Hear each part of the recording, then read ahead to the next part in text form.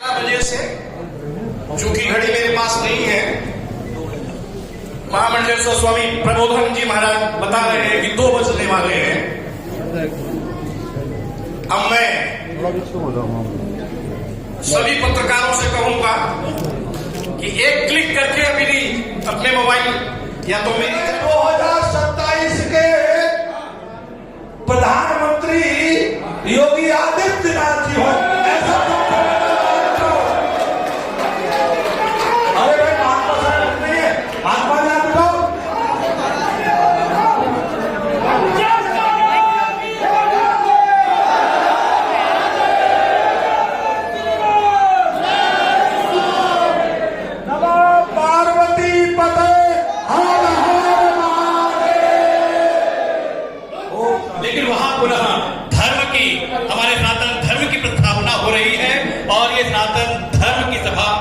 आयोजित हो रही है। तो ऐसे संत जहां पर नेतृत्व करें और उनका सहयोगी बन करके उनके दिखाए हुए दिशाओं पर अच्छे प्रकार से दृढ़ता से चलने वाले जब ऐसी धर्म प्राण जनता ऐसी समितियां होंगी तो अवश्य ही ये सनातन धर्म स्थापित होगा। और हमारा भारतवर्ष अनादिकाल से हिंदू राष्ट्र है, आवश्यकता है उसकी संवैधानिक रूप से घोषणा करने। मुस्लिम बाहुल्य हो गए हैं और 6000 तहसीलों में से भी लगभग 1500 तहसील मुस्लिम बाहुल्य हो गई है। आप बढ़ते हुए कटते हुए आप कहां जा रहे हैं विचार करने की जरूरत है। आपकी नींद ऐसी है कि आपको जब तक दिखाई नहीं देता, जब तक पड़ोस में आ नहीं जाता हमारे मारने वाला हमको, तब तक हमें दिखाई नहीं देता। और हमको ये आदत बदलनी पड़ेगी कि अभी पड़ोसी के घर में हमला है, अभी मेरे घर में हमला नहीं है। ये जो हमारी आदत बन गई है, इस आदत को बदलना बहुत जरूरी है, तत्काल बदलना जरूरी है। मेरे मोहल्ले में, मेरे शहर में एक हिंदू के ऊपर हमला हुआ है तो वो मेरे ऊपर हमला हुआ है, मेरे पड़ोसी के ऊपर हमला मेरा हमला है। ये मान करके आपको आगे आना पड़ेगा, तभी आप विश्व को मार्गदर्शन कर सकते हैं। अरे भाई, आपसे क्या आग्रह कर लिया और मोदी निर्णय जरूर बदलेंगे, क्योंकि उनका भविष्य केवल योगी ही में टिका है। अगर उनको समझ में आ गया, आज आप देख रहे हैं ना, अगर योगी उत्तर प्रदेश के मुख्यमंत्री नहीं होते तो आपका लक्ष्मी नगर गंगा में कूदता होता। ये बात मैं क्यों कह रहा हूं? 2012 में मैं पहली धर्म संसद करने के लिए लक्ष्मी नगर जिले में आया था। उस जगह का नाम है देवबंद। नरसिंहानंदी महाराज ने घोषणा की, मेरा छोटा भाई है, महामंडलेश्वर स्वामी आज ने आ नहीं पाए, किसी कारण से आना था। उन्होंने घोषणा की, सपा की सरकार थी, उनको देवबंद में घुसते ही उठा करके जेल में डाल दिया गया। हरिद्वार के कुछ महात्मा बैठे, प्रेमानंद जी महाराज बैठे, हम लोग हरिद्वार से 2 गाड़ी भर के ले गए और चैलेंज स्वीकार करते हुए धर्म संसद की। और धर्म संसद के बाद आपको ध्यान है 12-13 में क्या हाल हुआ लक्ष्मी नगर जिले का। आज उत्तर प्रदेश में किसी की हिम्मत नहीं है कि दंगा कर दे। पहला मैंने मुख्यमंत्री देखा जिसने, मैंने कल परसों पढ़ रहा था उनकी फेसबुक पर, जो साफ साफ कह रहे हैं किसी गरीब का जमीन भूमि मकान अगर किसी ने कब्जा किया हुआ है तो वो अपनी खैर ना समझे। अगर किसी मठ मंदिर और साधु का स्थान किसी ने कब्जा किया हुआ है तो अपनी खैर ना समझे।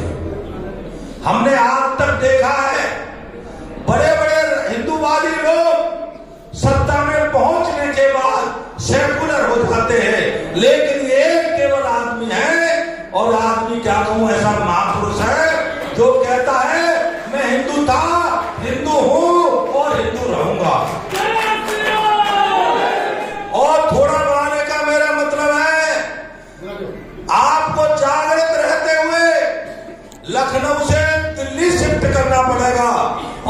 दिल्ली शिफ्ट होंगे तभी हिंदू राष्ट्र बनेगा और हिंदू राष्ट्र की घोषणा होगी।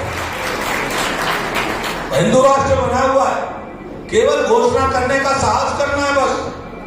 लिखा पढ़त में मैंने बताया ना, कोई इसमें अलग से कोई कानून बनाने की जरूरत भी नहीं है।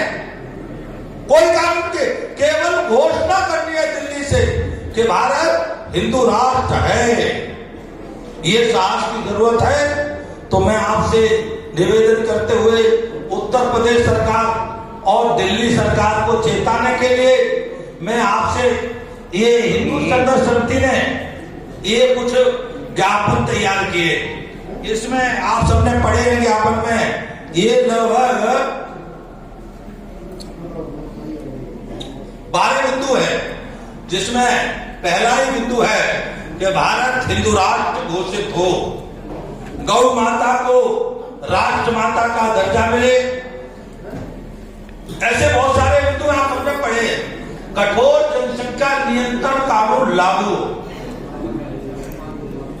मैं कठोर जनसंख्या नियंत्रण कानून लाने की बात जो करता हूं, कठोर शब्द जानबूझ के जोड़ता हूं।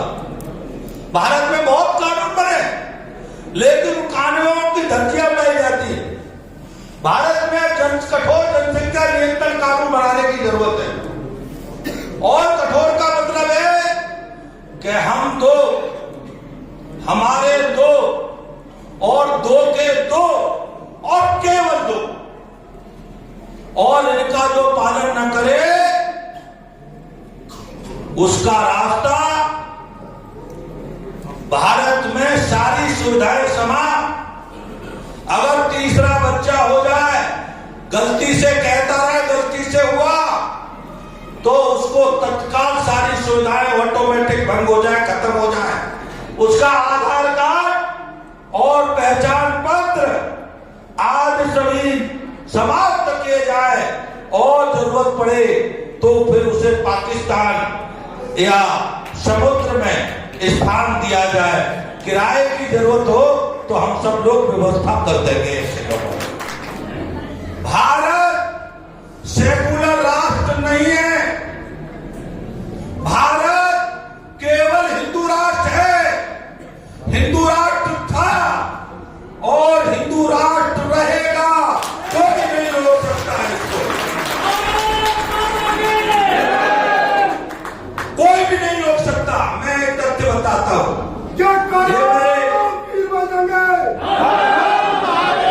मैं एक तथ्य बताता हूं, आप सभी सहमत होंगे, बताना समझ आपको गांव में 1947 में डिवाइडिंग हुआ। 1947 में देश स्वतंत्र नहीं हुआ।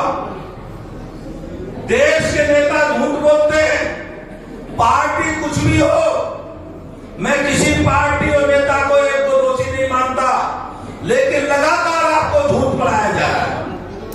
1947 में डिवाइडिंग समझौता हुआ, बंटवारा समझौता हुआ। उस बंटवारे समझौते में लिखा गया जो पूर्वी पाकिस्तान और पश्चिमी पाकिस्तान होगा उसमें केवल मुसलमान रहेगा। पहले लिखा गया, ध्यान से समझना पत्रकार बंधु भी है, ये लिखा गया कि पूर्वी पाकिस्तान जो आज बांग्लादेश है और पश्चिमी पाकिस्तान में केवल मुसलमान रहेगा। बचे हुए शेष भाग में केवल हिंदू रहेगा। ये तुमने एग्रीमेंट किया है, ये मैं नहीं कह रहा, तुमने समझौता किया। ये बचा हुआ शेष भाग केवल हिंदुओं का है, इसमें कोई दो राय नहीं है। और जब केवल हिंदुओं का है तो ये हिंदू राष्ट्र है। आपको कहना है, बताना जाके सबको। गांधी महात्मा ने बताया, ये डिवाइडिंग समझौते में लिखा गया है, जिसमें मुसलमानों ने साइन किए, भारत के हिंदू नेताओं की तरफ से कुछ लोगों ने साइन किए हैं और ब्रिटेन के नेताओं ने उसको साइन किए हैं। मैं चैलेंज करता हूं, अगर ये समझौते में नहीं हो तो मैं किसी भी चौराहे पे फांसी पे लटकने को तैयार हूं। आप इतना बड़ा झूठ बोलते हो देश के साथ कितनी बड़ी गद्दारी और खिलवाड़ है। लिखा पढ़त में घोषित हो चुका है,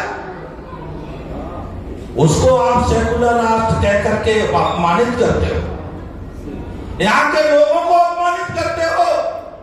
मैं आपके द्वारा एक बात धर्म संसद के द्वारा कह देना चाहता हूं, और वो ये बात कहना चाहता हूं, जब खेत में कोई बंटवारा हो जाता है, खेत की मेड़ पड़ जाती है, आप सब लोग गांव के लोग हैं, और कहीं मेड़ में बंटवारा होने के बाद अगर पड़ोसी मेड़ वाला दूसरे खेत में घुस जाए या मेड़ तोड़ के मेड़ बढ़ा दे, तो आप क्या करते हो?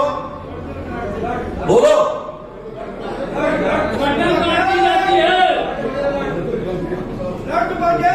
हाँ, सीधा सा सिद्धांत है। पहले पंचों को बुला के ये कहा जाता है कि भाई मेड़ तोड़ दी गई है, और अगर पंचों की बात भी नहीं मानता है तो फिर धक्का दे करके उसको उसके सीमा में भेजा जाता है। जाओ, अब तो छोटी छोटी गैया पूछो ना मोदी बाबा से, क्योंकि वो भी बाबा बनने के करीब है। कहां जाएंगे प्रधानमंत्री? अब तो योगी आ रहे हैं, अब तो स्वामी प्रबोधानंद जी ने भारत ने डंका मार दिया, बिच्छू डंका मारती है, बाबा डंका मारते हैं। एक डंका बजाया तो मुख्यमंत्री बन गया, अपनी खोपड़ी के बाद का पता ही नहीं कहां गए। अब आग की भौं बची है तो प्रधानमंत्री बनाने में, वो भी सपाचट। योगी जैसा देश का नायक, ये हमारी अनिवार्यता है, क्योंकि मोदी जी से कहना पड़ेगा कि आपने साहस किया, लोगों के पेट में दर्द हुआ, पुतिन के आने पर आपने एक गीता हाथों में दे दी, हमारी संस्कृति दे दी, हमारी सभ्यता दे दी, हमारा विचार दे दिया। तुमसे आग्रह है, दबाव बनाओ कि और दिन रहना है, और कसम खाओ कि जिसको गीता दोगे उसके साथ एक गाय भी दोगे।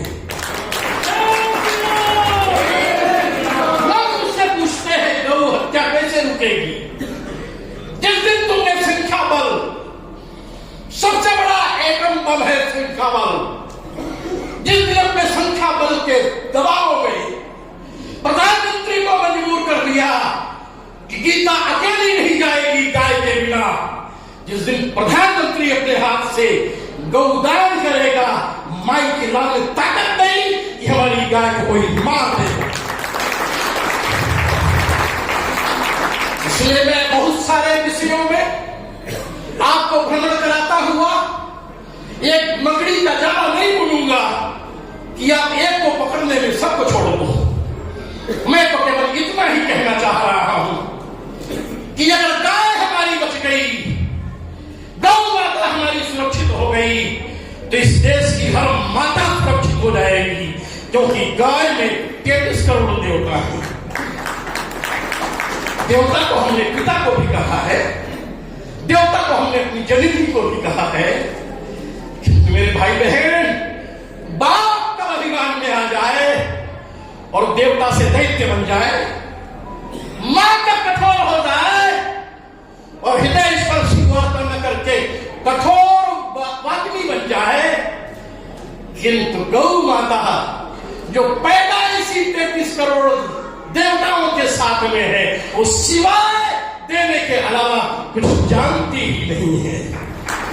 इसलिए मातृदेवो भव, पितृदेवो भव, आचार्य देवो भव, ये हम तब कह पाएंगे वैदिक वांग्मय के इन सूक्तों को जब हम ठीक से पुष्ट होंगे।